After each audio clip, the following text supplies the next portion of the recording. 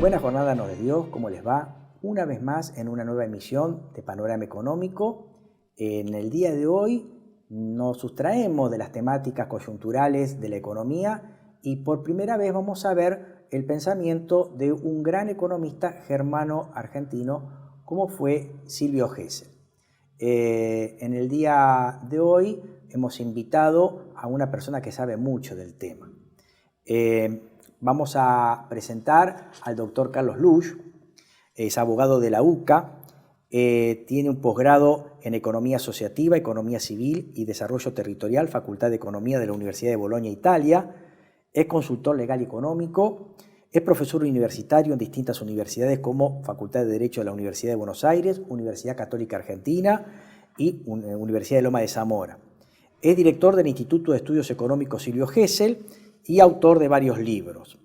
Bienvenido, Carlos, a este programa, que entiendo yo, tendríamos que preguntarle a Juan Manuel, no sé, creo que sea la primera vez que hacemos un programa puramente dedicado a Silvio Gesell. Sí. Y en primer lugar yo tengo que decir algo en lo particular, ¿no? Silvio Gesell, dentro de lo que es la currícula de los estudiantes de economía, es un economista no estudiado. Si uno ve, por ejemplo, la materia de Historia del Pensamiento Económico, en algunos casos ni siquiera está en la currícula o en alguna unidad de Historia del Pensamiento Económico. En mi caso particular, yo arribo a Silvio Gesell por estudios de autodidacta, nada más. Solamente por la inquietud de alguna hora libre, estar en biblioteca, revolver ficheros, encontrarme con libros de Gesell y así accedí al pensamiento gesseliano. En primer lugar, Carlos me va a ayudar a hacer una especie de semblanza o presentación de Silvio Gesell para aquellos que no conocen a este economista, a este pensador de la economía. Que dicho sea de paso, era un autodidacta, él no transcurrió la currícula universitaria como economista porque venía de una familia de clase media baja, ¿no es cierto? Él había nacido en St. Vith, que para no ser anacrónicos, pertenecía al Reino de Prusia. Algunas biografías dicen que nació en Bélgica, no, es Reino de Prusia, hoy sería Bélgica, en 1862 y fallece en Eden, Alemania, en el 11 de marzo de 1930. Su madre era una valona católica, Matilde Talbot, y su padre, Ernesto, era un protestante alemán procedente de Aquisgrán. Y bueno, él inició estudios universitarios propedéuticos para la formación universitaria en el Gymnasium. En Alemania los Gymnasium eran institutos propedéuticos para entablar posteriormente estudios universitarios, pero no concluyó por razones económicas, por lo tanto fue autodidacta. Fallece su padre a temprana edad, a los 16 años, es empleado del servicio postal del Imperio Alemán y después se emplea en un comercio junto a su hermano Paul en Berlín, en donde se comercializaban productos odontológicos. Entre 1882 y 1884 lo tenemos en Málaga, trabajando como corresponsal del comercio de la empresa familiar, pero también como empleado de las bodegas Heredias Hermanos. En esa época se dice que aprendió muy bien a hablar y escribir castellano. Y finalmente viene su periplo en Argentina. Conoce a su novia, que va a ser su esposa, Anna Botger, y en 1887 se casa con ella, a la vez que se viene a Argentina e instala la famosa Casa Gesell, que está ubicada en la calle Moreno 1023-1029, que en su momento comercializaba material quirúrgico, farmacéutico, odontológico. Posteriormente él agregó la parte de laboratorio de fotografías revelados y finalmente terminó en una casa que se especializaba en la comercialización de productos para bebé. En el medio de la gran crisis económica de la época de Juárez Selman, lo sorprende a Gesell en Buenos Aires, en su comercio, y comienza ahí sí a estudiar la economía argentina y principalmente los efectos de la moneda sobre la economía. Escribe La reforma monetaria como puente hacia el Estado social, 1891, El nervio de las cosas, 1891, La nacionalización del dinero, 1892. En 1893 escribe El sistema monetario argentino, sus ventajas y su perfeccionamiento. En 1898 publica La cuestión monetaria argentina y otras tantas obras más que ahí las estamos proyectando en los flyers que estamos teniendo como una especie de información complementaria para que el televidente lo vaya viendo. Tiene participación política en Alemania. Él va en la época cuando Alemania, el Imperio Alemán desaparece tras la Primera Guerra Mundial, se sucede la caída de la monarquía, se sucede la República de Weimar, con una gran inestabilidad política, económica y social. Hay diversas revoluciones y él tiene por ahí, no sé si la suerte o por ahí la desgracia, de integrar un gobierno que era la República Soviética Bávara, que duró 7 días y del cual él fue ministro de Hacienda. Fue derrocada esa república efímera, tampoco reconocida en concierto internacional por el ejército y los comunistas. Fueron acusados los integrantes de ese gobierno de alta traición y milagrosamente Silvio Gesell salva su vida a través de un alegato en el que él expuso sus ideas económicas y se despegó de la orientación política de ese gobierno. Finalmente, él se retira de la vida política y finalmente fallece de neumonía, como decía, en 1930.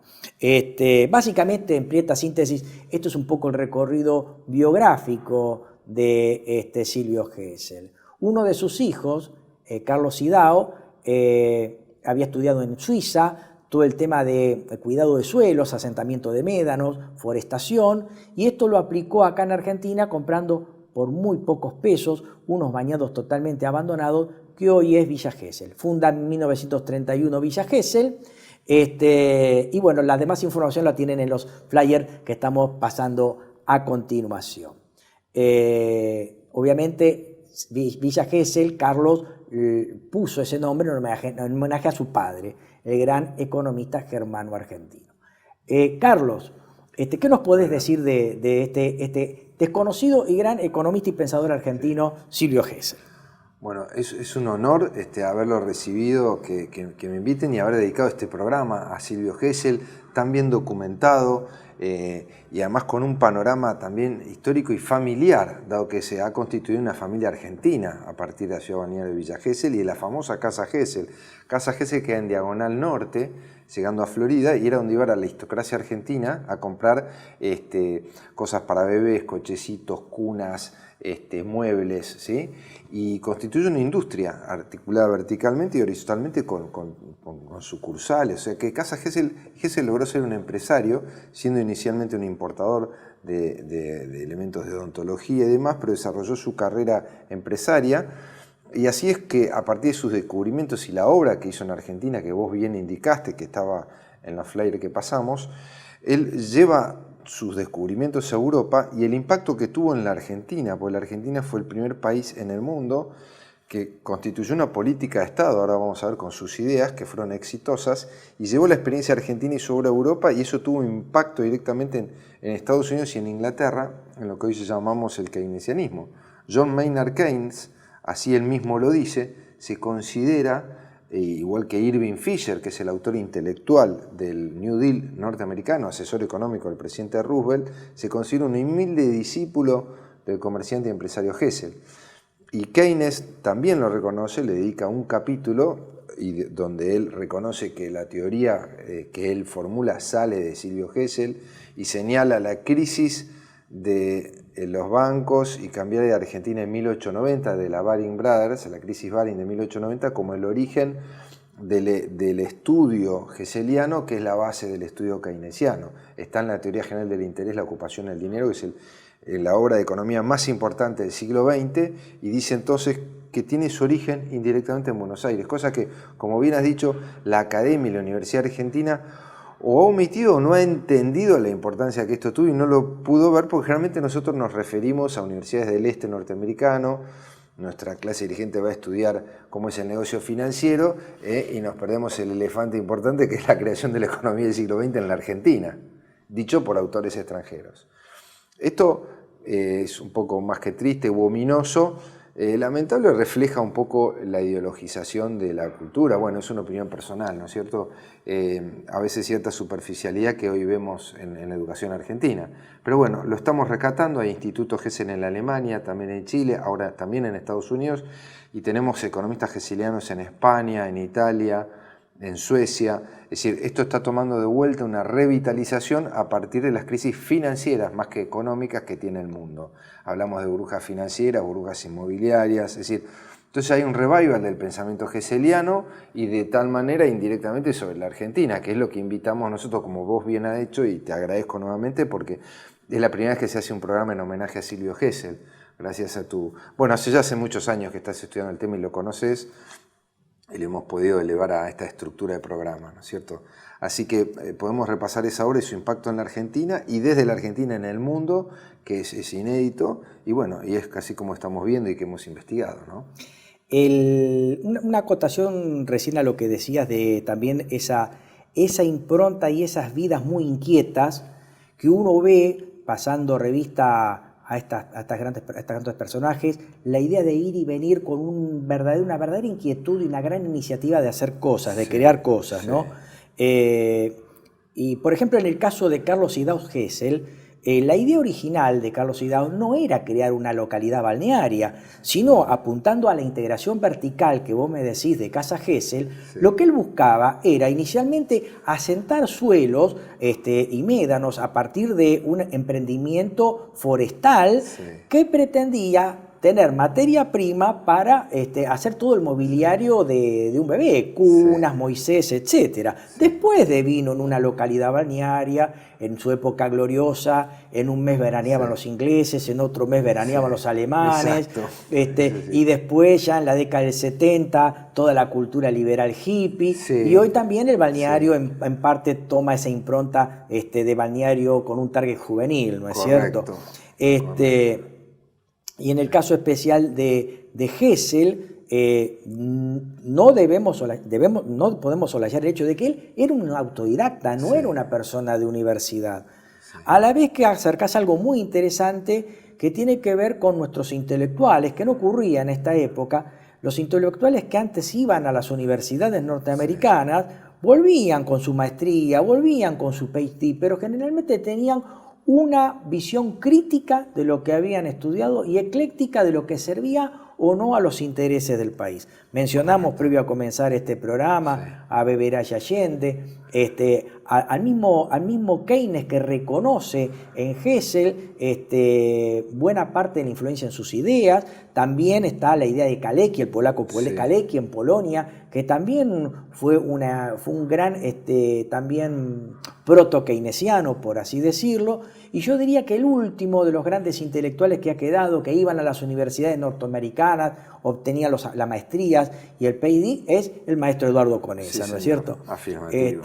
Y fuera de eso, lo que nosotros observamos en la inteligencia local es que vienen con la cartulina en inglés, pero son verdaderos reproductores, verdaderos chirolitas, por así decirlo, del mainstream del hemisferio norte, que nos proponen abrir las fronteras y dedicarnos a producir, exportar materias primas, ¿no? Exacto. Y sin ningún agregado intelectual de valor sobre su obra. Sin ese sentido crítico, sin ese sentido ecléctico. Todos dicen lo mismo, ¿viste? Vos ponés los canales y es como estar en cadena nacional.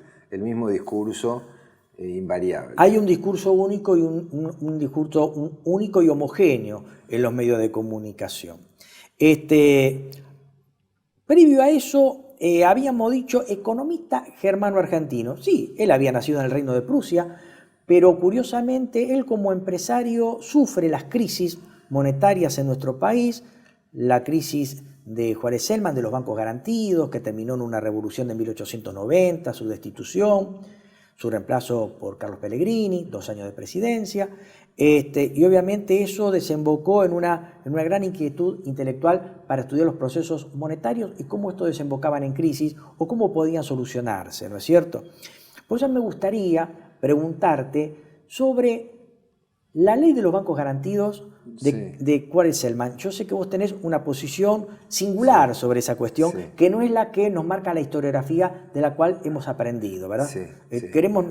Queremos escuchar atentamente tu descripción sobre los hechos. Correcto. Muchas gracias. Es una oportunidad para mostrar otra visión histórica y técnica de lo que pasó con la crisis de los llamados bancos garantidos, generalmente muy desestimada por la historiografía y los economistas, con lo cual muestra con todo respeto, cierta superficialidad en el estudio de los temas y se van repitiendo unos a otros, ¿no es cierto? Se habla de la falsificación del dinero, cuando hoy la falsificación del dinero puede ser un poco cualquier cosa. Nosotros tenemos hoy una inflación, LELIQ, LEVAC, agregados monetarios de todo tipo que podemos llamarlo falsificación, con lo cual no se estudió qué es lo que ocurrió en ese periodo entre 1886 y 1890 que rigió esta ley, para desmontar los eslogans con los que se califican a esos periodos históricos, como pasa en la Argentina. Un presidente era una tortuga, otro le escribía en el diario, fue corrupto y ya está. Entonces Juárez Celman fue corrupto y no se estudia el periodo presidencial.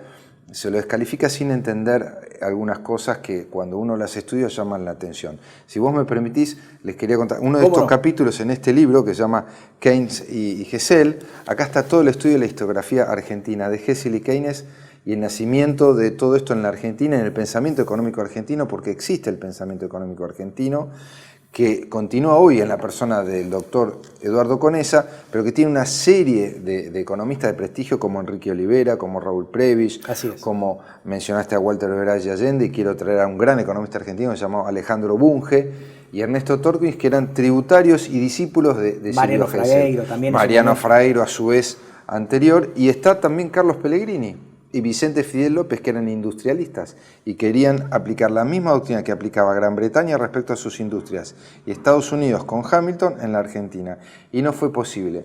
Pero además teníamos un pensamiento económico autónomo desde Manuel Belgrano, que como vos bien decís ya entonces, iba a estudiar a Europa, Valladolid, se formó en el Colegio Nacional de Buenos Aires, que era entonces el Real Colegio de San Carlos, había muchos en la Universidad de Chuquisaca y de Córdoba, próceres argentinos, pero en el caso de él, además de formarse acá, se formó en Valladolid, en Salamanca y en la Universidad de Nápoles y en el norte de Italia.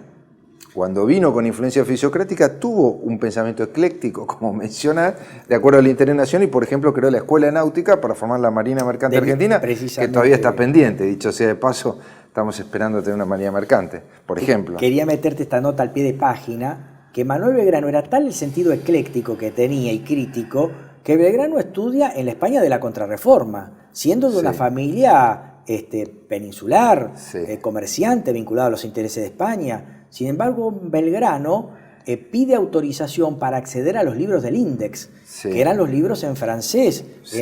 Pide autorización y él toma conocimiento de la obra de los fisiócratas, principalmente François Quesnay, de la cual cuando él fue nombrado presidente del consulado, en sus memorias se encargó de traducir el pensamiento de François Quesnay. Y traerlo a la Argentina. A través de su pensamiento. Pero es más, Belgrano también toma las ideas de Adam Smith a través del compendio de Condorcet. O sea, Condorcet lo que hizo es tomar los 3 tomos de la riqueza de las naciones de Smith, traducirlas al francés y resumirlas en un compendio, que obviamente, como ese libro estaba en francés, fue al Índex. Y Belgrano toma las ideas de Smith a través del compendio de Condorcet. Pero no era un liberal extremo o un fisiócrata extremo. Un repetidor. No, Belgrano veía que estos países necesitaban industrializarse, fomentar el comercio, las colonias agrícolas, fundó 2 ciudades, los ríos como la sangre que llevan la riqueza de un lugar a otro, idea fisiocrática, la escuela de náutica, la propensión a industrializar el país, la industria del cáñamo, con la cual era una de las bases la industria naval. Sí, señor. Y sobre todo, que bueno, la gente cuando ve historia, él hablaba de las escuelas de dibujo, que en realidad para una persona del siglo XIX las escuelas de dibujo eran lo que era diseño técnico. Claro. Para hacer cualquier cosa necesito desarmar sus piezas, reproducirlas en una maqueta para después hacerlas. Y por eso el tema también de las escuelas de dibujo, ¿verdad? Matemática, geometría, y entonces toda esa línea intelectual argentina que después continúa con la generación del 37, está Mariano Fragueiro, Alberdi, Gutiérrez y Esteban Echeverría, otro economista muy importante que no se lo reconoce, que es de la Universidad de la Sorbonne. Hablan de que es un poeta de la Universidad de la Sorbonne. Y economistas del Río de la Plata anteriores a Belgrano. Por eso nosotros proponemos en este libro... Por favor, mostralo, Carlos, es de la editorial Errepar. Errepar, exactamente. En la adenda de este libro hay una propuesta de la existencia de una corriente de pensamiento económico del Río de la Plata o una escuela económica del Río de la Plata, del cual Gesell viene a ser una de sus principales figuras, pero no la única, sino un continuador de una serie de pensamientos que piensan desde Sudamérica, desde el Río de la Plata, lo que es la economía natural y científica, anterior inclusive a Adam Smith, porque las universidades argentinas son más antiguas que las norteamericanas. Así es. Las de Sudamérica. El libro se llama Keynes y Gesell, Nuevo Paradigma, el orden económico natural y breve historia monetaria de Argentina, editorial Repar, es del 2015. También Carlos publicó El futuro del dinero como coautor, junto a Bernard Lietaer, editorial Repar 2005, y también es coautor del libro De esto no se habla, La otra economía, Fundación Buenos Aires 21, editorial Huemul, año 2003. Exactamente. Y la buena noticia que tenemos es que acabamos de publicar El orden económico natural por Libre Tierra y Libre Moneda de Silvio Gesell, el original, por primera vez por una editorial reconocida en castellano, que se está también difundiendo en España y en el exterior, que es la base del pensamiento keynesiano, o sea, la obra original de Gesell, que antes había sido editada por su hijo de forma privada, pero ahora ya está para el público en todas las librerías de editorial Repar, en Jenny y demás, como para ver la fuente de lo que consideramos no solo la escuela económica del Río de la Plata, sino la escuela keynesiana del siglo XX, que es lo que documentamos en este libro con documentación de Alemania, Inglaterra, Estados Unidos, donde menciono a estos famosos economistas que se consideran tributarios de Gesell y por lo tanto de la Argentina, porque su obra fue escrita en la Argentina y aplicada exitosamente en la Argentina. Ahora vamos a ver lo de la reforma monetaria. Pero eso consistente con estos economistas que venimos mencionando. Venían a estudiar de Estados Unidos e Inglaterra el caso argentino, que fue exitoso, y lo replicaron en Estados Unidos en el New Deal y después la Gran Depresión en el 30 con el keynesianismo, el modelo argentino del segundo gobierno de Roca. Pero previo a eso, estábamos hablando de la crisis de los sistemas de bancos garantidos. Esa crisis origina en 1889, un proceso hiperinflacionario similar al de Alfonsín, en 1989. Es decir, que 100 años después, de 1889, tuvimos un proceso similar al que vive Alfonsín en 1989. O sea, primero no aprendimos nada de nuestra historia, que venimos repitiendo sistemáticamente, pero además, si uno ve el proceso de Alfonsín, el golpe económico financiero que tuvo Alfonsín fue el mismo que le hicieron a Juárez Selman. Esto no está escrito en ningún libro. La primera investigación, hay un libro de Martí, que es muy bueno, que es la base del capítulo que nosotros introducimos aquí, y le damos todo el contexto e información adicional, y además anterior y posterior a ese capítulo de los bancos garantidos, que informan la existencia de un pensamiento económico argentino. ¿Qué es lo que ocurre? En ese golpe se hizo subir al oro, que era como el dólar en ese momento, o la libra, por una maniobra especulativa de los bancos extranjeros, y a través de una maniobra de la prensa de Montevideo y de Buenos Aires también, especulando contra el sistema de bancos garantidos que decían que estaban emitiendo demasiado crédito en el interior. Lo voy a resumir, pero está muy bien detallado, por eso lo recomiendo. Ese golpe económico que deriva en la crisis del 90, la crisis Baring, que la Argentina, al subir tanto el oro, no podía reunir el oro para pagar su deuda externa, y viene la revolución del parque y demás, y asume Carlos Pellegrini. Lo que quiero decir con esto es que después de la hiperinflación de 1889, similar a la de Alfonsín en 1989, en la época de Alfonsín se puso la convertibilidad de Menem, el 1 a 1. Y en la época de Juárez Selman vino Pellegrini con el patrón oro y puso también lo que sería el 1 a 1 con la libra durante 10 años. No, pero en este caso con un tipo de cambio alto, la de Pellegrini. Primero Pellegrini lo pone con el tipo de cambio bajo, patrón oro, y después en 1899, dándose cuenta del error que Argentina entra en una recesión, devalúan y ponen un tipo de cambio alto, de 150% de devaluación sin inflación durante 50 años. La Argentina hasta 1947, 48 no tuvo prácticamente inflación, desde 1892 hubo más de 50 años, medio siglo, Argentina tuvo cero inflación. El café costaba lo mismo en 1898 que en 1938, el diario La Nación, la prensa, lo mismo en 1910 a 1940, por ejemplo el boleto de subte de 1913 y 1914 a 1940, invariable, está en el INDEC, Ministerio de Economía. Esto adelanta sobre la existencia de una burocracia y un sistema, digamos, de profesionales argentinos en los distintos y de economistas que podían manejar en esa estructura profesional y de meritocracia en la generación del 80, cómo fue llevando todo esto con realmente dirigentes y profesionales de primer nivel que se iban formando allí mismo, como es el caso de Prebisch con Alejandro Bunge. Volviendo a Gesell y al sistema de bancos garantidos, para hacerlo más breve y explicar por qué viene Gesell y la reforma de 1891 y el keynesianismo, nace del fracaso del sistema de bancos garantidos. Un fracaso inducido por un golpe económico, dado que en el interior, voy a resumirlo brevemente, se había desmonetizado después de la Revolución de Mayo, se independiza el Alto Perú, nos quedamos sin la seca del Potosí, no se explota Famatina, se corta con la frontera. Si ustedes ven la frontera argentina, es todo un recorte alrededor del puerto de Buenos Aires. Después se conquista la Patagonia, el sur, pero se independiza Montevideo, que era el puerto natural, el hinterland de toda la Pampa, del litoral, queda fuera de la Argentina Montevideo. Chile con el Pacífico fuera. Bolivia, el Alto Perú también con la salida al Pacífico y la seca y las minas de plata. Argentina queda desmonetizada, obligada a tomar préstamos del exterior. Famatina no se explota, claro, no tiene oro. Entonces, ¿qué ocurre?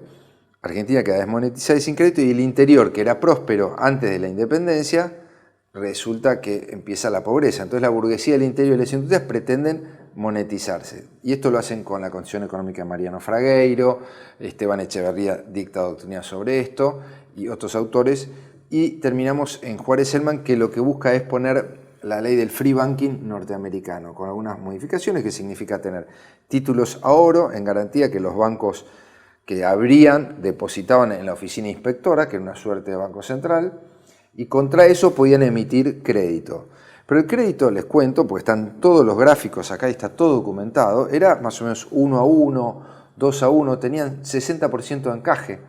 O sea, yo emitía 100 de crédito y tenía 60, 50, altos. 45 de encaje, exactamente.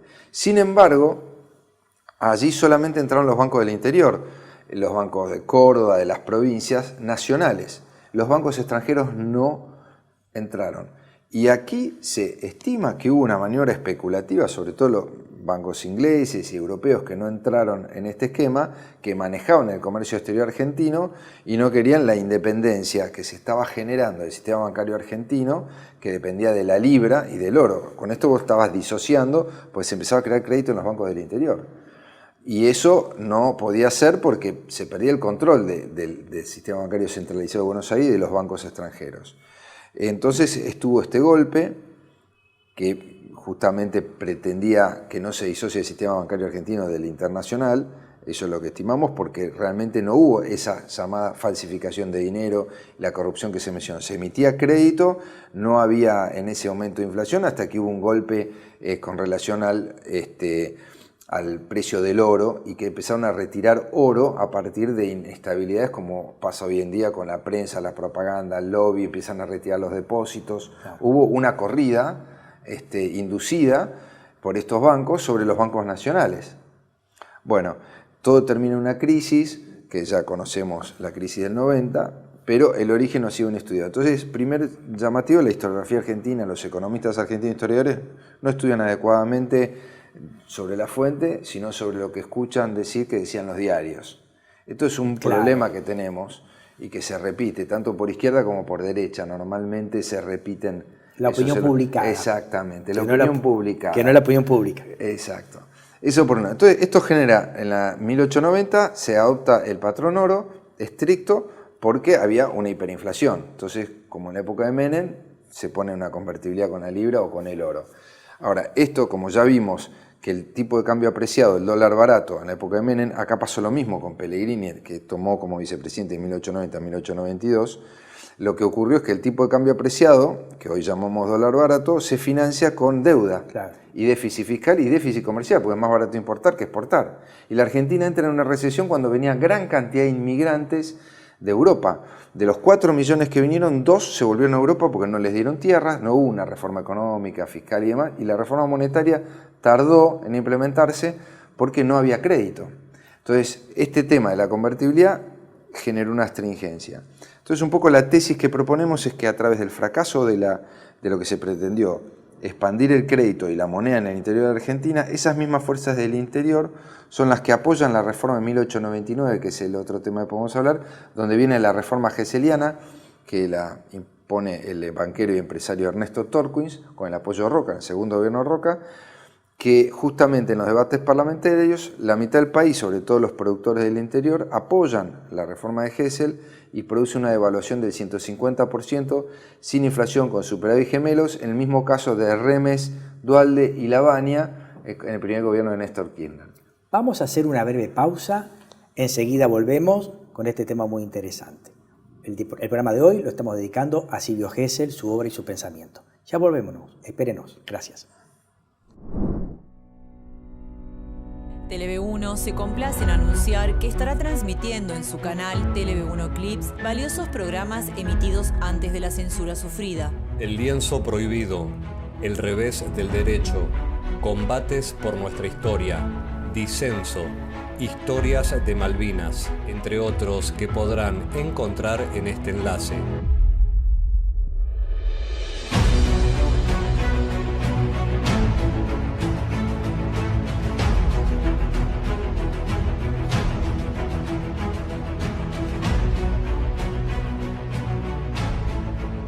Agradecemos su aprovechamiento y difusión. Bienvenidos a CEPA, Centro de Estudios del Pensamiento Americano.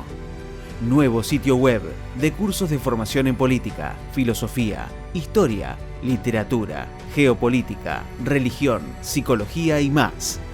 Cursos de formación que reflejan el verdadero pensamiento americano. Lo invitamos a elegir el curso de su agrado ingresando en www.cepa.la.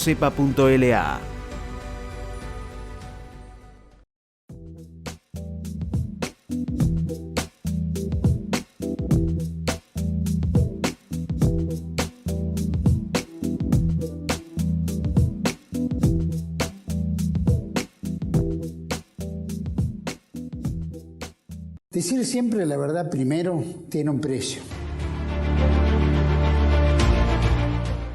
Dependemos de tu ayuda. TLV1, toda la verdad primero.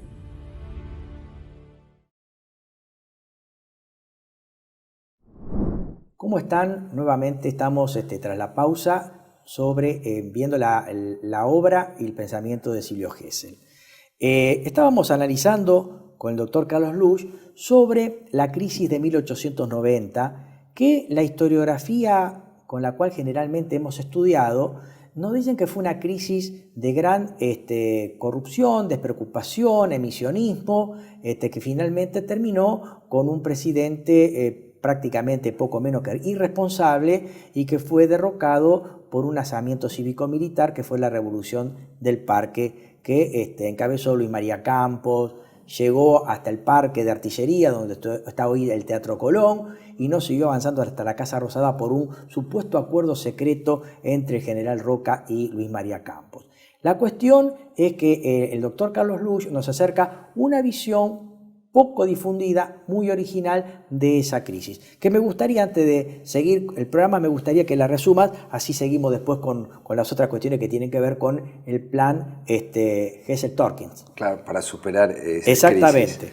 Es muy interesante, te agradezco la mención, dado que, como ha sido estudiado, digamos, superficialmente, uno ve las conductas económicas, las conclusiones que sacamos es, siguiendo lo que hablas, el ataque de la prensa sobre el emisionismo y corrupción, cuando en realidad Argentina estaba desmonetizada, no podía crecer, tenía inversiones externas, pero el interior no podía desarrollar las explotaciones y los recursos que ya tenía. Se pretende solucionar con un sistema similar al norteamericano que se llamó Sistema de Bancos Garantidos, que es el Free Banking en inglés. ¿Por qué cae? Bueno, recién mencionamos que Juárez Selman, que después lo califican del burrito cordobés, todas estas cosas periodísticas que después los libros de historia repiten. Y vamos al colegio y nos dicen el burrito cordobés y nadie estudia científicamente. Como entendés, nos manejamos con eslogan. Eso es maravilloso porque entonces no podemos profundizar científicamente y están en deuda los investigadores, creo yo, y las universidades en algunos de estos aspectos, ¿no? Bien, dicho esto,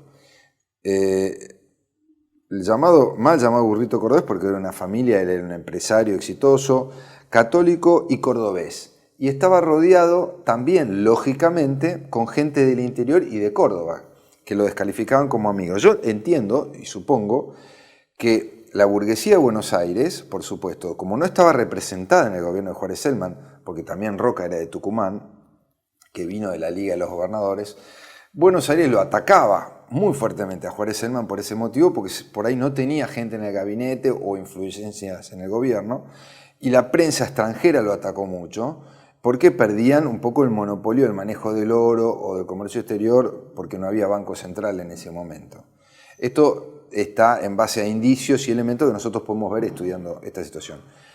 El ataque sobre el sistema de bancos garantidos hace que este después tenga que cerrar y quiebra por este problema que hay con el oro, que hay una alza muy alta, y no fue que subió porque hubo un exceso de emisionismo, sino porque se retiró el oro y se lo retiró del país, entonces el dinero que ya estaba quedó sin respaldo. Claro. No es lo mismo que tener una inflación, una de emisión, sino que se retiró el oro. Entonces lo que había quedó sin respaldo, pero si no estaba funcionando perfectamente bien y casi no había ni siquiera el encaje estaba arriba del 50%, y hoy en Estados Unidos, en la crisis de Lehman Brothers de 2008-2009, estábamos en 100-1 en multiplicador bancario.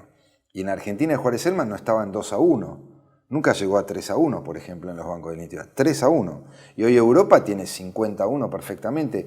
Los países como Brasil y Chile están en 10-1 y Argentina sigue desmonetizada. Hoy el crédito del Sistema Nacional Bancario sobre la empresa privada en Argentina es el 3,8% del PBI. 3,8% solamente.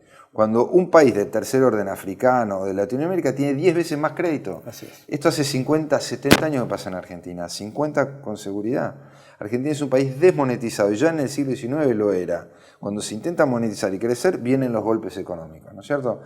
Salvo en el periodo posterior a Gesell, que encuentra la solución y que dura 50 años, digamos. En el segundo gobierno de Perón, como nos enseña el profesor Conesa, Perón tuvo el problema de la apreciación del tipo de cambio y empezó a generar toda su crisis en la política económica de Perón, las revoluciones posteriores y la historia ya más conocida. Entonces vuelvo a este tema de la crisis de los sistemas de bancos garantidos, que para mí también tuvo una influencia de la burguesía de Buenos Aires y de la banca extranjera y del puerto sobre el poder que estaba generando el interior. Esta es una interpretación que busca darle un sentido a los hechos que son objetivos, están expuestos en este libro, en documentos oficiales que recomiendo leer, y en la interpretación de los hechos concretos, ¿no? Gesell entonces, a partir de la recesión que causa la imposición del patrón oro con la crisis de 1890, decide, junto con Ernesto Torkins, que era asesor del presidente Julio Argentino Roca en su segundo mandato, que la apreciación del tipo de cambio estaba atacando las exportaciones, disminuyendo el comercio exterior, estaba entrando en una profunda recesión y un desempleo, la gente que venía del interior del exterior no tenían empleo y demás, y estaba bajando la recaudación. La Argentina había caído en una recesión. Y ahí se produce un gran debate, que es antológico, que tampoco lamentablemente ha sido estudiado ni siquiera por la Academia Nacional de Historia ni la Academia Nacional de Ciencias Económicas, que desconocen cómo se ha pivoteado. Realmente fue un momento bisagra, la ley 3871, que se produce una gran devaluación. Si ustedes leen los libros que se explican los profesores conocidos, de La Paulera, básicamente escribió Tensando el Ancla, y otros prestigiosos economistas, citemos a Cortés Conde, que es realmente un hombre muy reconocido, un gran historiador, pero dicen las cosas al revés de lo que pasaron. Ellos dicen que se adoptó el patrón oro cuando se abandonó el patrón oro, lo que fue una devaluación, el primer país del mundo que lo hace. Y se reemplaza el sistema en ese momento de la economía clásica de Adam Smith, que básicamente la economía clásica era la microeconomía, y se la reemplaza por la macroeconomía, porque una vez que yo dejo el patrón oro el oro como medición de todos los precios de la economía, se llama teoría del valor o del valor intrínseco, que Gesell dice que eso es una fantasía, que no es científico. Lo que existe es la teoría de los precios.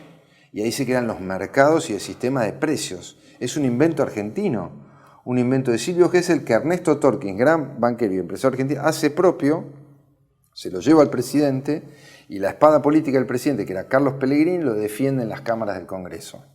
¿Sí? Pero un proyecto de Torkins fue muy atacado por esto, porque había otro sector más bien de la especulación, lo que hoy llamamos los monetaristas, estaba Mitre en ese grupo, también algunos opositores socialistas como Juan B. Justo también defendían el patrón oro, porque eran socialistas que venían de la escuela inglesa o respondían a Europa, y ellos tenían metido que el patrón oro era lo más importante, que si yo devaluaba, estaba devaluando el salario de los trabajadores, como hoy escuchamos que dicen, bueno, los gobiernos lamentablemente es así, página 12, Cristina Kicillof, es decir, uno escucha todo el tiempo que le están sacando plata al bolsillo a los trabajadores, pero lo cierto es que con el dólar barato la Argentina o los no antiguos puede crecer. socialistas, perdón que te interrumpa, o los antiguos socialistas que no querían que nuestro país se industrializara porque si no le sacaban el trabajo a los obreros europeos, ¿no? ¿Viste vos? Exactamente, respondían a Europa, con el Partido Comunista, el Partido Comunista también.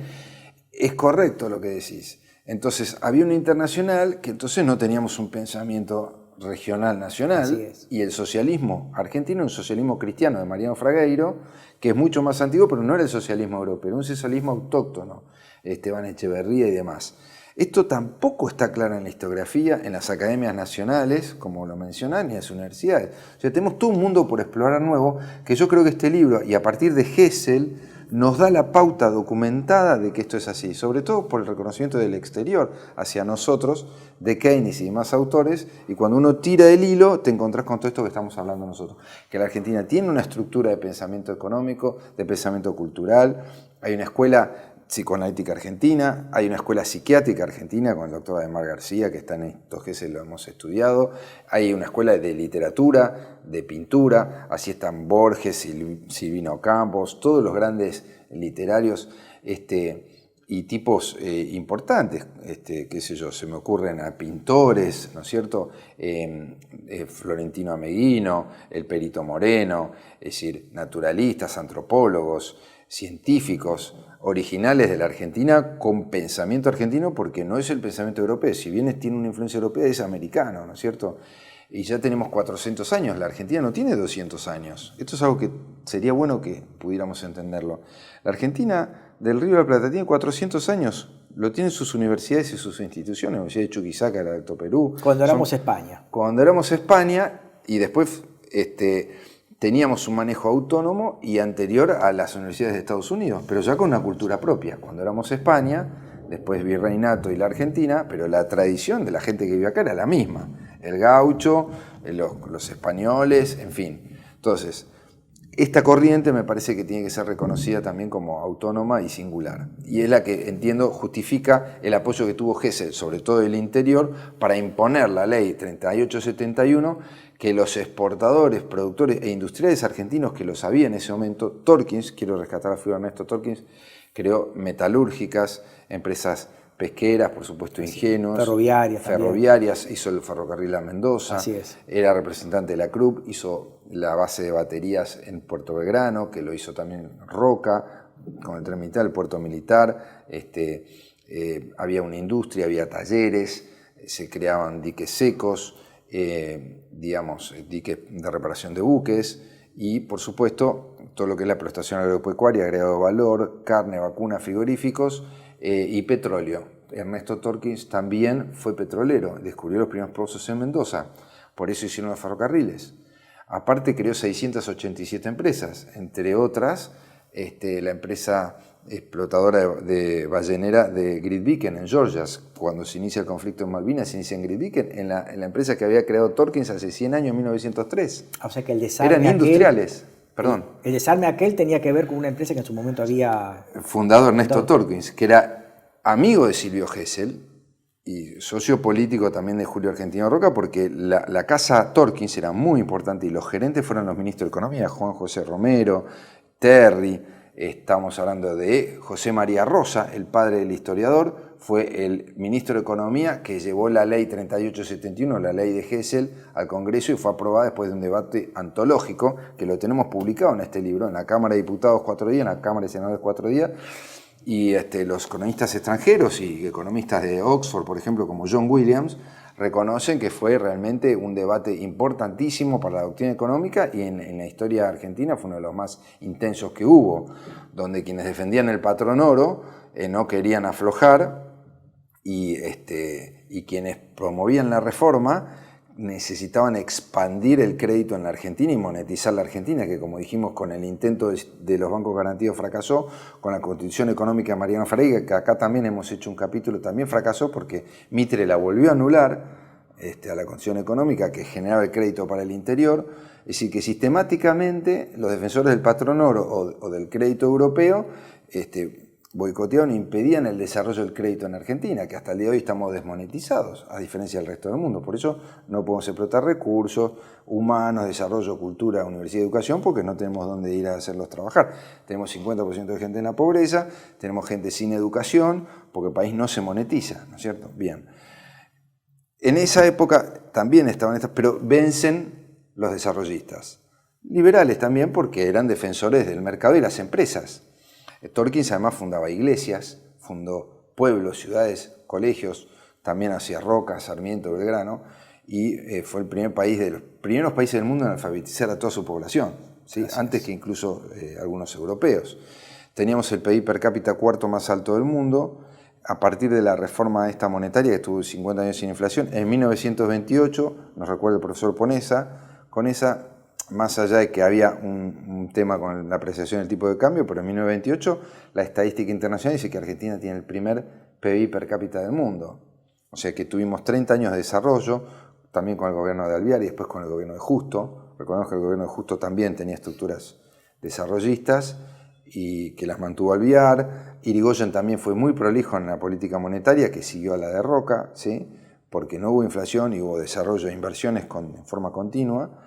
Que el gobierno de Justo entre 1932 y 1938 duplicó el PBI y Previs manejaba los redescuentos y demás, que era la escuela geseliana, que no se la reconoce como tal, sino como escuela keynesiana a nivel internacional, pero el eslabón argentino no se lo estudia, porque como nuestros economistas van a estudiar el exterior y si Argentina es una porquería, los que saben son los de afuera, y los de afuera dicen no. Cuando yo tomo contacto con los alemanes o los del exterior me dicen usted, y me preguntan a nosotros no sabíamos, le preguntamos a ellos no sabían, o sea, se supone que nosotros teníamos que tener la documentación y nosotros encontramos esto en Alemania y en familias del exterior para después ubicar a las familias argentinas, porque la información de la reforma torquiniana la tienen en Europa, no en Argentina. Entonces, tenemos un problema en Argentina con el estudio científico de nuestra historia y de nuestras materias, y la parte positiva de esto es que tenemos mucho para rescatar, para reordenar, revalorizar y estructurar de otra manera, ¿no es cierto? Cuando uno habla de que es muy extranjerizante, no es un término despectivo ni es patria ni colonia, no son eslogan. En cualquier país del mundo, por ejemplo en Brasil mismo, ellos defienden y reconocen su tradición histórica, sus pensadores. No tiene nada de malo, no es un nacionalismo negativo, sino que es lo normal que hacen todos los países europeos, lo hace México, lo hacen los países también americanos. Entonces, lo que nosotros debemos hacer es lo mismo que hacen los demás o lo que hicieron los países que se desarrollaron para desarrollarse, ¿no?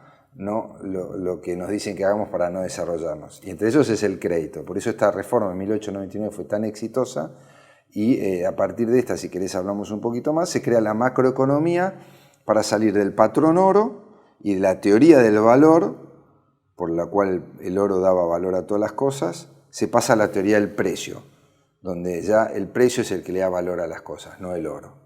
Me gustaría que desarrolles esta idea un poco más. Bien.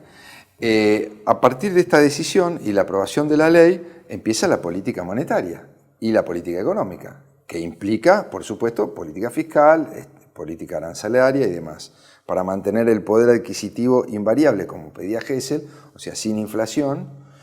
Había que regular el comercio exterior, la balanza de pagos y sobre todo la política monetaria interna. Y él decía muy simplemente, Gesell, que como en la década del 90, de 1890, producto de esta reforma de 1890 a 1899, esa década, Argentina se había desmonetizado y mantuvo 300 millones de pesos, una base monetaria todo el tiempo invariable, rígida, y Gesell decía, pero ¿cómo puede ser? Vienen inmigrantes, se crean pueblos cada 50 kilómetros, 100 kilómetros, se extienden las vías férreas y no le doy el insumo necesario, claro, que es el dinero del billete, claro, que es el crédito para que puedan expandirse y desarrollarse, y era lo que ocurría, se paralizaban. Es absurdo.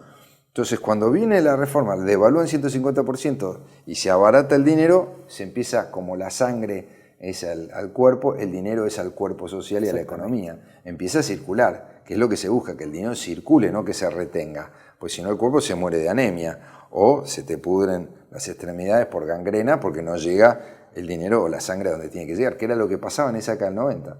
Y que Gesell decía que el dinero es un medio, no es un fin en sí mismo, ¿no? Exactamente. es un medio para el desarrollo. Exactamente. Entonces, cuando se convierte en un fin en sí mismo por las tasas de interés y la usura y se retira Y el del atesoramiento, mercado, que transforma el dinero en un fin en sí mismo, ¿no es cierto? Exactamente. Y eso conspira contra el desarrollo económico y social. Se convierte en un fin en sí mismo, es la idolatría del dinero. Reemplazamos a Dios o a los valores por el dinero, que ya sabemos qué es lo que pasa, pero además tiene un efecto en la falta de desarrollo económico, porque al ser yo retirarlo de la circulación y hacerlo un bien en sí mismo, estoy perjudicando al resto del cuerpo social y caemos en lo que, por ejemplo, pasa en la Argentina hace 50 años, más allá del signo político. Volviendo a la teoría de los precios, él dice que es acientífico que el oro no tiene valor intrínseco. Dice, ¿dónde está el valor? Yo desarmo el oro, no me lo puedo comer, no encuentro valor intrínseco. Lo que tengo en los bienes son precios del mercado, oferta y demanda, se encuentran, los factores concurren, ¿no? Los factores de concurrencia y se establece un precio. Entonces lo que yo tengo que hacer como Estado es algo muy simple, crear, como expliqué, cuando faltaba dinero en la década del 90, tengo que tener una imprenta para emitir dinero y un horno para quemarlo cuando sobra. Cuando es inflacionario tengo que retirarlo y quemarlo. Y una prensa cuando necesito para no caer en esta inflación. Bien. Eso simple, ¿cómo sé yo la cantidad de dinero que necesita una economía? Lo tengo que medir. Necesito medidores. Necesito primero un criterio para medirlo, un índice, y él lo llama index y lo llama índice ponderado, y después lo llama índice ponderado general de precios ponderado por bienes y servicios por consumo. Lo que se llama el INDEC. Claro. No existía en el mundo, es un invento argentino. O un IPC, el IPC, claro. El IPC, minorista y también habla de mayorista. Claro. Nosotros hemos reproducido en esta obra, que les vuelvo a decir, de Keynes, Nuevo Paradigma y Hessel, parte de la obra de Silvio Gesell donde explica cómo se hace el índice. Por eso es otro antecedente intelectual argentino tan importante, que es un invento argentino, el índice general de precios, minorista y mayorista. Está en este libro que es reproducción de lo que Gesell proponía. Y en ese índice pone los elementos primarios, de consumo primario, vestimenta, leche, bienes básicos, alimentos y suntuarios. Y entonces le da un nivel de incidencia a cada producto de acuerdo a lo que consume la población o al impacto que éste tiene en el funcionamiento general de la economía.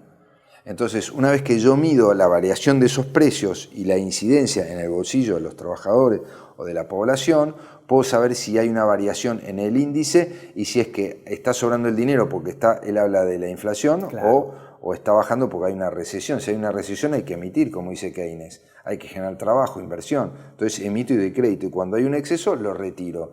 Pero ¿cómo sé si hay de más o de menos? Tengo que medir la cantidad de dinero en la economía. Para eso creo los índices. Y allí nace la macroeconomía. Otra vez en la Argentina.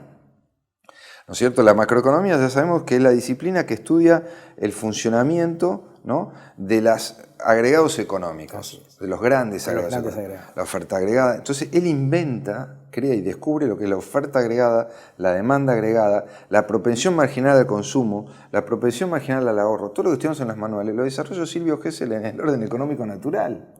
La disciplina económica moderna se desarrolla en la Argentina, en Buenos Aires, en este libro que se llama El orden económico natural. Pablo de Tierra y Libro Moneda. Y dice no solo cómo deben ser los índices, sino cuáles son las conductas, las propensiones marginales y después a consumir, a ahorrar, cómo descompone la tasa de interés. También es un desarrollo de él. Que la tasa de interés tiene varios componentes. Uno que es lo que se llama prima al alza. Prima al alza es lo que se espera de la inflación que va a venir. Entonces, cuando yo te doy un préstamo, te cobro un interés. Y él desglosa el interés básico, que es algo que es inherente al dinero, que es un problema que él considera que el dinero tiene preeminencia sobre las mercaderías por el tema del interés básico, que viene desde Roma. Después tenés otro componente que es el seguro por mora, porque el prestamista tiene que asegurarse que algunos no le van a pagar, entonces tengo un seguro, prima de riesgo, prima al alza, la ganancia del capitalista, por supuesto, y los costos y gastos de funcionamiento. Todo eso compone la tasa de interés, pero además si es variable, él critica el anatocismo, que es la usura, que es la capitalización de intereses, que lo hace impagable. Entonces pierde relación con la economía real, ¿no es cierto? Se disocia el agregado monetario de la economía real. Y él inventa otra cosa, que después lo toman Keynes y Hicks, de Oxford. Esto es muy importante para la Argentina, para nuestra tradición histórica y para la disciplina económica moderna. Él inventa los agregados y descubre los agregados monetarios que son distintos a los agregados económicos. Entonces vos tenés oferta y demanda de dinero y oferta y demanda de bienes y servicios. Lo que estudiamos con economía clásica es la oferta y la demanda. Pero Adam Smith y los economistas clásicos ingleses nunca estudiaron la otra cara de la moneda, que es la oferta y demanda de dinero y de crédito. Los agregados monetarios es un invento de Silvio Gesell y por tanto de Torkins, que lo ve, siendo amigos los dos, habían estudiado en Alemania, eran alemanes, Torkins venía de una familia también de Estados Unidos y de Alemania, y ellos intercambian estas ideas, se las llevan a Roca e implantan esta 3871 que da origen a la economía moderna y a la prosperidad en Argentina. Las glorias del centenario en 10 años es producto de esta ley. Todas las grandes familias argentinas que se han enriquecido tienen un tributo enorme con Gesell y con Torkins y no se lo han reconocido porque se hicieron millonarios con las exportaciones que hacían, porque Argentina se remonetizó poderosamente y sin inflación por la disciplina que tuvieron. Torkins fue la figura patricia del sistema financiero argentino y por tanto del internacional. Porque Estados Unidos con la Reserva Federal, después en 1913, cuando se crea, y Gran Bretaña, después de la crisis del 30, toman el sistema macroeconómico argentino y el estudio de los agregados monetarios y de los índices que hasta ese momento no existían. Por eso Previs y sobre todo Bunge se dedican al estudio de índices como ingenieros. Pero esto fue anterior a Estados Unidos. Argentina mide el PBI antes que Estados Unidos. Vos fíjate la importancia. Y esto lo desconocemos en la Argentina. Igualmente uno puede ver que también en Argentina, sobre todo en la época de Agustín P. Justo, existió una suerte de New Deal que es una gran profusión de obra pública. Sí. O sea, las ideas keynesianas que en Estados Unidos vinieron con Roosevelt, sí, ya estaban acá en Argentina, claro, con Agustín P. Justo. El ciudadano que viaja en subterráneo, la red de subterráneos, salvo la línea A que da desde el año 1913, sí, que la inauguró Victorino de la Plaza, el resto toda la década de 30, toda la red de subterráneos de la década del 30. Logran las grandes obras públicas, rutas, el obelisco, sí, determinados edificios emblemáticos como es el Cábana, que es de 1936, las rutas nacionales. La Dirección Nacional de Vialidad se crea en esa época con ese gobierno. En todo el país se crean las rutas. Y también alguien olvidado que fue un gran promotor de esas políticas en la provincia de Buenos Aires, que fue Manuel Fresco. Sí.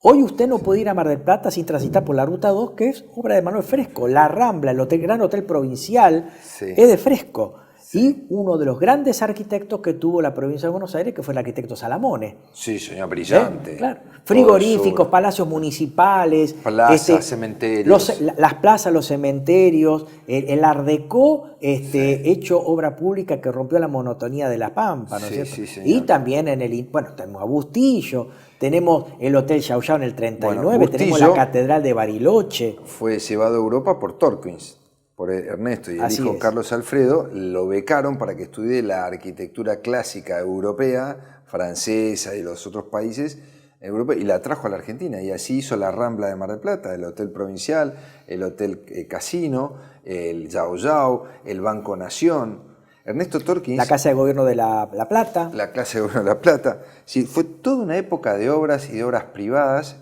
brillantes, y que tiene también su origen en este gobierno de Roca. En el caso de Salamone, tiene un récord de 60 obras públicas en 2 años, donde él, para poder supervisarla, iba en avión. O sea que son cosas que realmente por ahí hasta desconocemos totalmente. Desconocemos totalmente. Tenemos como una historia tapada, y una historia, vamos a llamarla para no sobrecalificarla, pero realmente prestigiosa, de una enjundia y de un nivel alto, ¿no? Es que la historia de la década del 30 fue muy desacreditada por la historiografía, principalmente de la que estudiamos, que es la historiografía radical, por ahí decirlo, o la que encontrábamos en Anteojito y Villiquen, ¿no? En Félix Luna, que era un poco el historiador, el Villiquen de la clase media, ¿no es cierto? Exactamente, década infame, ya está, no se estudia más nada. Y quedó así sellado. Y todo se sella. Entonces no se escarba y encontrás otra Argentina, ¿no? No nacimos de un repollo, ni Gesell nació de un repollo. Había una clase política, intelectual, de gran nivel, que la podemos ver en el debate de la ley 3871 del 4 de noviembre de 1899, que ves quiénes estaban a favor de la ley y quiénes estaban en contra. Quiénes estaban a favor del desarrollo del país y quiénes estaban en contra a favor de tener un país primarizado, librecambista y sin ningún desarrollo ni generación de empleo. Pues el desarrollo genera empleo, los librecambistas no les interesa generar empleo. Parece que la historia vuelve a repetirse, Carlos, ¿no? Porque ¿no? Si estamos viendo el tema de Hessel con los debates que no son debates en realidad. Sí, es una especie de imposición de ideas, tómalo o déjalo, que aparentemente nos vuelve a los viejos debates que había en la época de Tolkien, de Hessel y de estos grandes hombres de fines del siglo XIX y principios del XX, ¿no? Que construyeron la Argentina que vemos, si no, no tendríamos, ¿no es cierto?, los que tenemos, toda la infraestructura hospitalaria, las escuelas, las obras sanitarias, las grandes palacios, obras, conclusas o inconclusas, los grandes palacios.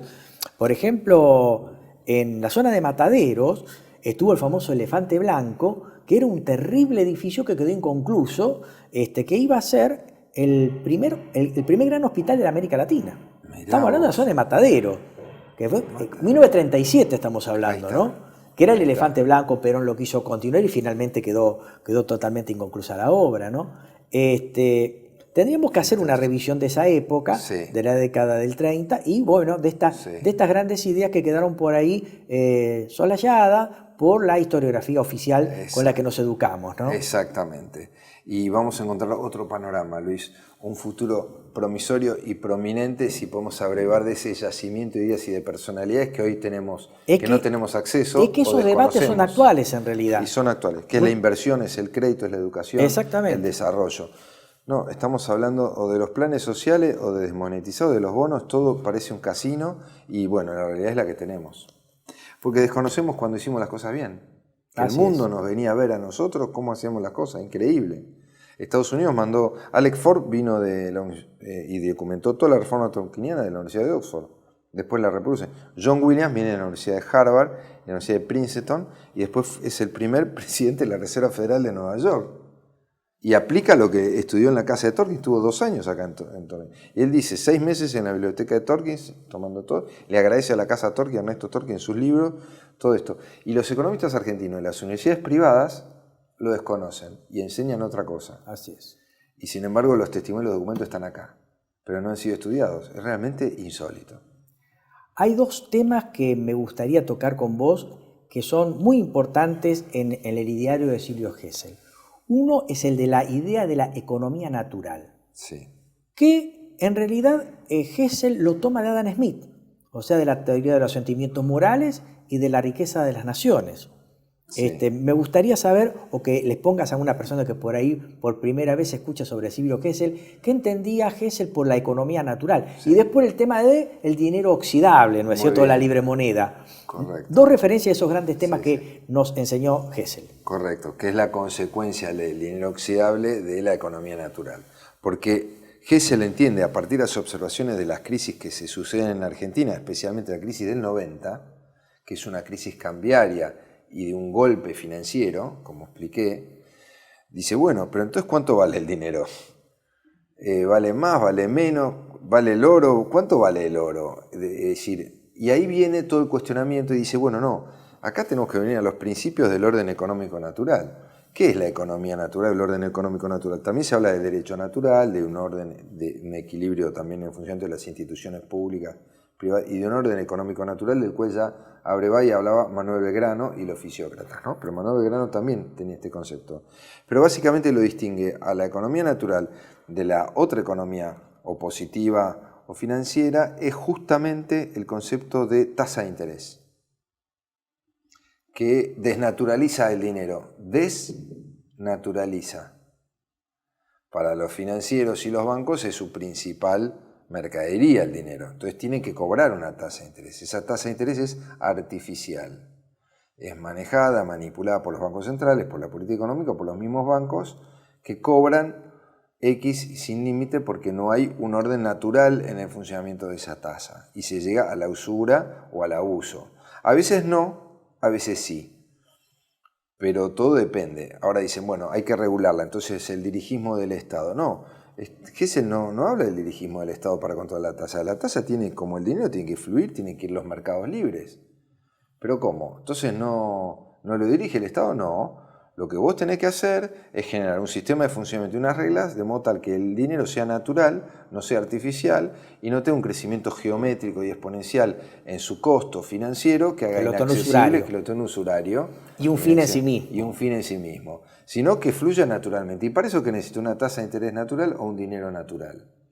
Entonces, antes de llegar al dinero, la economía natural tiene mercados monetarios y mercados reales de bienes y servicios. Primer descubrimiento de Hessel. Es un descubrimiento de Hessel y argentino, porque se aplica en Argentina. Hay economistas argentinos que lo adoptan. Fragueiro ya había hablado de esto y Belgrano. Por eso digo que hay una corriente, una escuela económica argentina. Es una escuela de pensamiento económico argentina o del Río de la Plata. El Río de la Plata digo porque también hay pensadores uruguayos, chilenos, del Alto Perú, porque esto viene de la época anterior al virreinato, Paraguay, las misiones jesuíticas, ¿sí? Entonces, Perú es realmente el Río de la Plata un pensamiento que nace en Sudamérica, que tiene y que impacta en España, pero eso es para otra charla, que nace acá y después va a Salamanca y va a España, en la escolástica española, porque acá estaba el Cerro del Potosí, estaba el oro y estaba toda la plata, entonces los precios se movían y hubo estudios de precios que después impactan en España. O sea que el origen, según nuestra visión, del pensamiento económico de Occidente moderno, está en esta región. No está ni en Europa ni en Estados Unidos. Reapropiémonos de esta cultura, de esta tradición. Si además lo tenemos repetido en Hessel de vuelta, en la economía que se venga en el futuro, si es cierto que hay burbujas inmobiliarias y financieras, inventemos una economía natural funcional, también desde el Río de la Plata. Volvamos en nuestras tradiciones sociales y cristianas, también con todas las europeas, que tenemos tradiciones de mutuales, de cooperativas, de la inmigración europea, y también de la positiva liberal europea, por supuesto, de las inversiones de las empresas, no estamos al contrario, las empresas generan trabajo, o lo organizan, generan capital y desarrollo. El Estado tiene que ordenar los bienes básicos, la educación, es decir, no estamos inventando nada. Lo que estamos necesitando es que funcione el dinero y el crédito en la Argentina, que está cortado. Bien, para que haya una economía natural, lo primero que dijimos es que tiene que estar en equilibrio los agregados monetarios, fiscales, y también Hessel habla de que es necesario un orden monetario internacional. El origen del Fondo Monetario Internacional también está en un proyecto de Hessel, que se llama International Valuta Association, y que Ernesto Torkins lo toma como franco universal. Y es lo que después Keynes toma para hacer el proyecto Bancor. El proyecto Bancor, claro, tiene origen argentino, Luis. El Bancor. El Bancor. O sea, el Bancor iba a ser la moneda internacional de la posguerra. Exacto. Que finalmente terminó siendo el dólar por oposición del secretario de Tesoro norteamericano White, ¿no? Sí, señor. Dexter White. Pero el origen del Bancor es el IVA, que es la Unión Universal de Cambios de Silvio Gesell, que se escribió en Buenos Aires en 1908. Dicen lo mismo. Y Keynes presenta el Bancor en la Conferencia de Paz de Génova de 1922, posterior a la Primera Guerra Mundial. Ahí produce el Bancor para el equilibrio agregado monetario internacional, de las instituciones monetarias y un equilibrio, digamos, entre las balanzas de pago de los países. Y después Bretton Woods en 1944 por la Segunda Guerra, que se impone a Estados Unidos con el dólar con Dexter White. Bien, pero el origen fue Buenos Aires. También está documentado acá. Y Torkins habla de un proyecto que él manda de Argentina, que era importante Argentina, que llamó el Franco Universal. Vos fíjate la importancia de la clase dirigente argentina, la clase intelectual y de Hessel en este caso. Dicho esto, la economía natural tiene por base el funcionamiento de la circulación del dinero. El dinero tiene que circular libremente, todo lo que le entorpezca o haga que se retire debe ser removido porque es un impedimento al desarrollo de la economía y al desarrollo del ser humano y sus instituciones como tales. Las empresas, la generación de empleo, etc. O sea, la economía real. La economía real. O sea, la economía natural es economía real. Exacto, porque tiene que estar subordinado el dinero a la economía real y no la economía real al dinero. Exactamente. Y ahí tenemos el problema de la economía financiera, que hoy está exacerbada. Entonces la economía real está al servicio de la economía financiera cuando debió haber sido al revés. La economía financiera con el crédito, el mercado de capitales, la política monetaria al servicio de la economía real. Esta distorsión nace en el concepto de la tasa de interés. Por eso, Hessel descubre y formula la base del teorema y la teoría monetaria actual, que es la teoría cuantitativa del dinero, que no es ni de Fisher, ni de Keynes, es de Hessel. Entonces, P por Q, que es precio por cantidad, es igual a velocidad de circulación de la moneda por M, que es la masa de dinero. Invento argentino. No se estudia en las facultades. No se estudia en ningún lado. Lo tiene Hessel en sus libros. Entonces dice, yo para regular la cantidad de dinero en una economía lo tengo que medir, como te dije. Entonces tengo que medir precio por cantidad con los índices. Ahí está la demanda de dinero. Y la economía real. Bueno. Claro. y la demanda de dinero. Y después la cantidad de agregados monetarios que necesito para abastecer P por Q. O sea, velocidad de circulación del dinero por la cantidad de la emisión. Que sería la demanda de dinero por la emisión. Exactamente, la oferta de dinero. Tengo la oferta de dinero por la circulación. Es importante la velocidad de circulación. Que esto no se mide en la teoría económica y financiera actual, que dice que la velocidad, dicen los manuales de economía, tiende a ser constante. Y eso no es cierto. Sí, eso es un prurita monetarista. Monetarista. Porque, ¿qué pasa? Si yo emito... Ahora en internet hay circulado varios chistes, historias sobre este tema, y los 3 chiflados también lo hacían. Yo emito un billete de 100 pesos y te lo doy a vos, y me compras el libro, digamos, me das 100 pesos, yo te lo vendo, vos me das 100 pesos. Los 100 pesos que yo te doy a vos compras anteojos, lo puedes hacer circular en un día 2 o 3 veces. Si yo lo hago circular con vos y con 2 personas más 3 veces, tengo transacciones por 300 pesos con un billete de 100. ¿Sí? Es decir, que yo con un billete de 100, si logro que se pase de manos 3 veces, estoy generando un movimiento económico por 300 pesos, no por 100. No es que emití 100 por un día. Si yo lo hago circular, lo mismo si lo hago en una semana o en un mes. Cuanto más circule ese dinero, más cantidad de transacciones por unidad de tiempo voy a tener. Entonces, con 100 pesos por ahí hago 10 transacciones que son 1000. Entonces, con un billete de 100 pesos, en realidad yo estoy generando 1000 pesos de PBI. Pero si ese billete no circula, yo te doy 100 pesos y vos te lo guardás y no lo haces circular, me pierdo 900 pesos de PBI, que es lo que pasa en la Argentina. Y lo que también... Es una magnitud que no se mide, lo que también y por ocurre, lo cual sale la propuesta de Y Gesell. por ahí hay cierta gente que no le queda en claro que el fenómeno del multiplicador monetario tiene su correlato en el multiplicador de los bienes en la economía real. Claro. O sea que no es una multiplicación del dinero por el dinero en mismo. sí, sino que de otro lado tenemos una economía real que multiplica bienes a través de procesos de inversión y consumo. Correcto, el multiplicador keynesiano, Exactamente. de la construcción, etcétera. Exactamente, que no es que el dinero por sí se multiplica y se torna usurario. Del otro lado está la economía real que también se está multiplicando en esta idea de Gesell de que el dinero es el medio, es el lubricante de la economía, pero no el fin en sí mismo. Exacto. Y ahí vos has introducido un tema muy importante que se daba en el modelo clásico, que es el tema de los destacamientos de la economía, de la trampa de liquidez o de la preferencia por la liquidez que hablaba Keynes, ¿no? Sí, señor. En esa economía clásica en donde teníamos recesión con una lenta caída de precios, esos procesos deflacionarios hacían que aquella gente que tenía dinero lo atesoraba esperando a tener mayor saldos reales para tener el llamado efecto riqueza, ¿no es cierto? Exacto. Y eso generaba que el dinero no se convirtiera en un medio, sino en un fin de atesoramiento en sí mismo. Exacto. ¿No es cierto? En una especie de fetiche hacia el dinero. Exacto. Y entonces esto lo ve Gesell y propone la libre moneda o el dinero oxidable. Exacto, sí, señor. Por favor, explícanos qué es. Brillante, lo has explicado. El estancamiento del dinero, la acumulación excesiva que favorece al individuo en perjuicio del resto de la sociedad, Claro. en perjuicio de las empresas, ¿no? Entonces, y del desarrollo económico, digamos, de una política. Entonces, dice Gesell, no, bueno, si yo estoy generando un perjuicio a la sociedad y al desarrollo económico, a la ocupación, al comercio exterior, reteniendo este dinero, yo tengo que obligar al tipo que lo retiene a que lo gaste, a que lo largue. Entonces le voy a aplicar una multa, ¿no es cierto? Entonces, en vez de pagarle tasa de interés cada vez más alta para que el tipo ahorre y quite dinero y lo ponga en el banco, y el dinero, lo que dicen los financieros, que el dinero lo ponen a trabajar. ¿Con qué trabajo? Con las LELIC, la LEVA del Estado nuestro, que pagamos nuestros impuestos. Dicen, el dinero trabaja.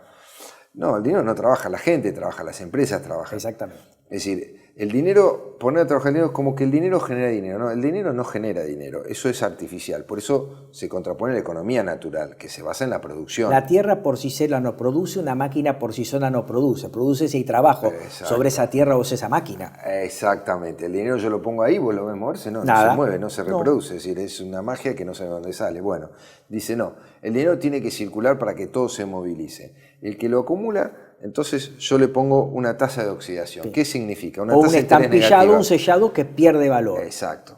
Yo cada mes, que fue el estampillado que se aplicó, y con éxito en Europa, también en Estados Unidos, que se llegó a aplicar en algunos municipios, a fin de mes me caduca el dinero. Si yo tengo 100 pesos, tengo que poner una estampilla de 1 peso, es decir, es un 10, 12% anual, o puede ser en realidad él proponía un 5%, 6% anual, una estampilla de 1 peso, digamos. Entonces yo a fin de mes pongo la estampilla de 1 peso y el dinero lo podemos usar nosotros.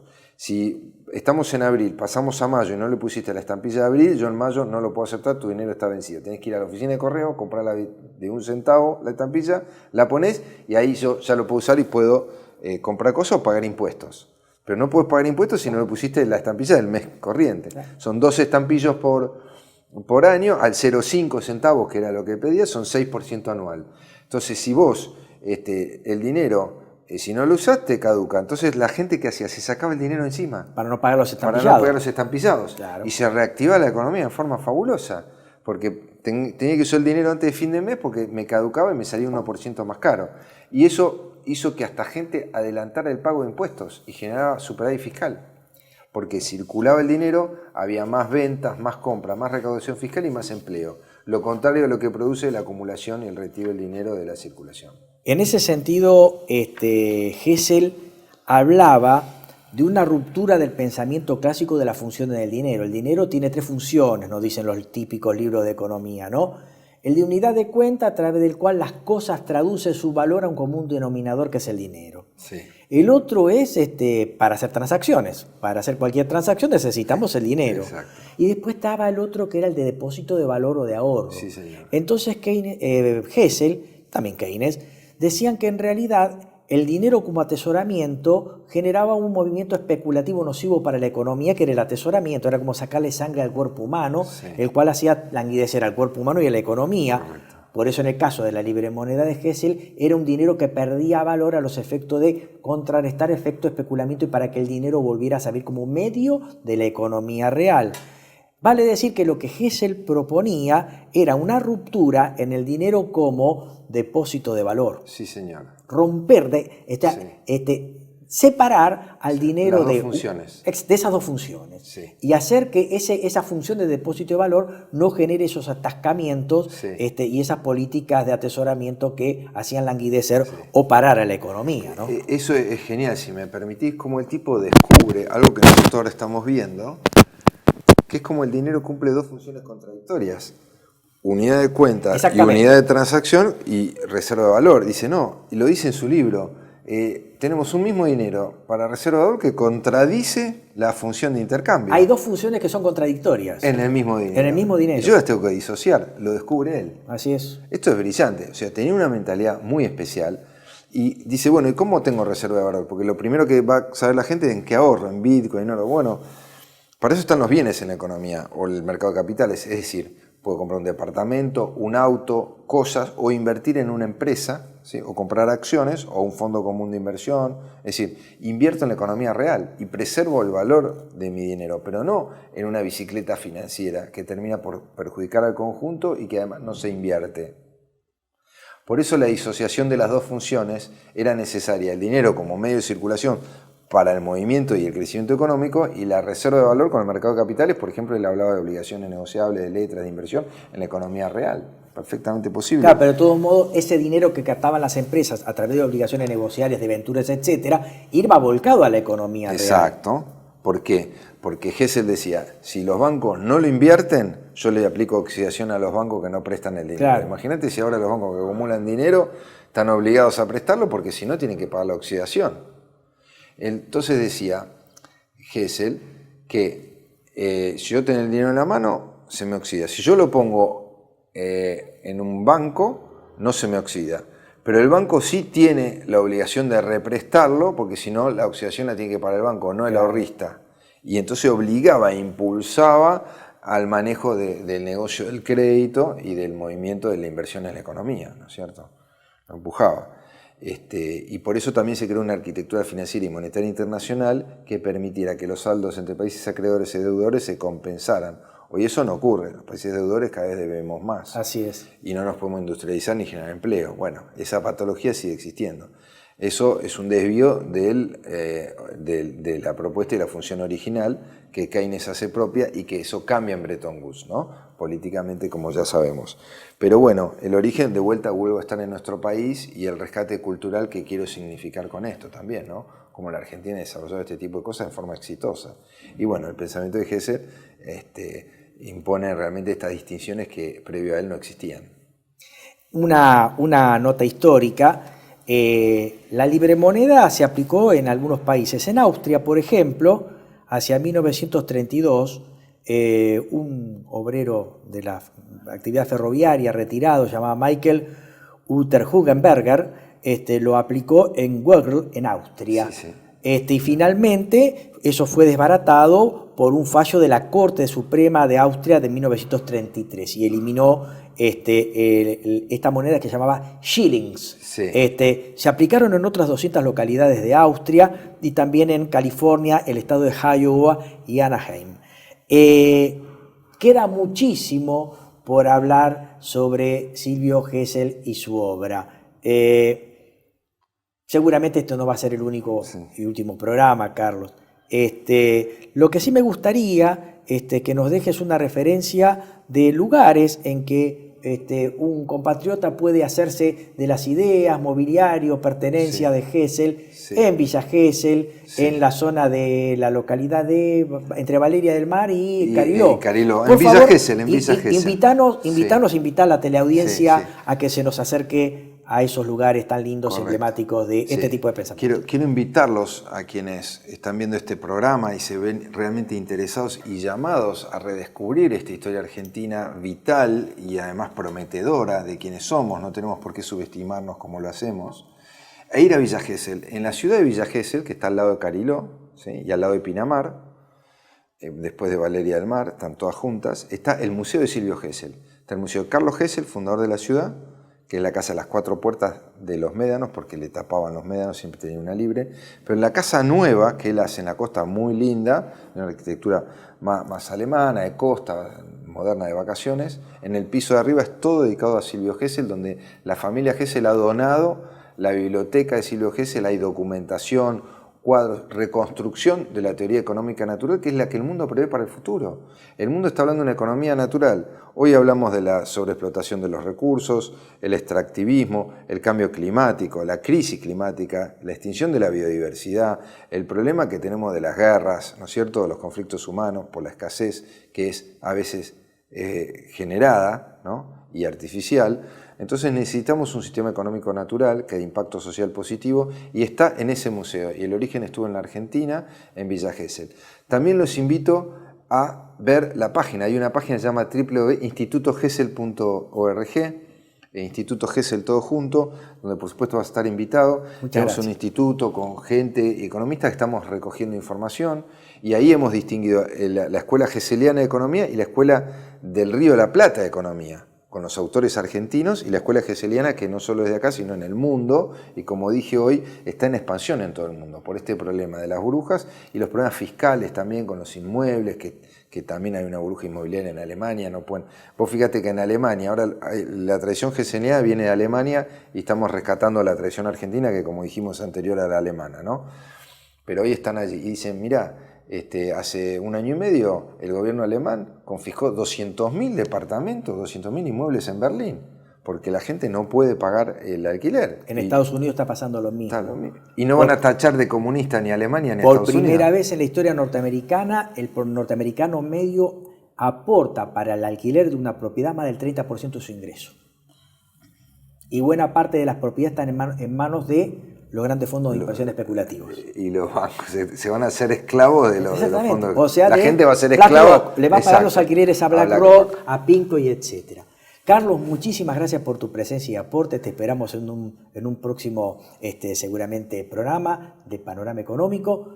Y al televidente le deseamos que vean este programa. Esperemos que haya sido de utilidad. Esperamos sugerencias, críticas y demás comentarios. Y nos vemos en la próxima entrega de Panorama Económico. Muchas gracias y los esperamos.